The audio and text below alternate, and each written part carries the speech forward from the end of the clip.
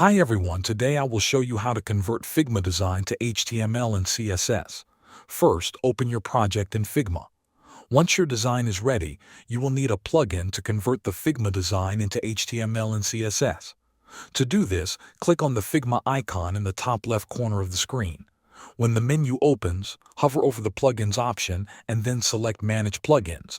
This will take you to a screen where you can search for new plugins. In the search bar, type the name of the plugin called Great Front End. Once you find it, click on Install or Run to activate it. After the plugin is running, go back to your design and select the specific frame or element that you want to convert. Make sure that only the elements you want to export are selected, because this will make the generated code cleaner and easier to use.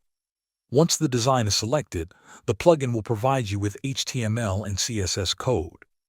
You will see it displayed in a panel within the plugin window. Take your time to review the generated code. You can copy it directly by selecting all the code and using the copy function. After copying, you can paste it into your preferred code editor. You can use editors like Visual Studio Code, Sublime Text, or any other editor you are comfortable with. Thanks for watching.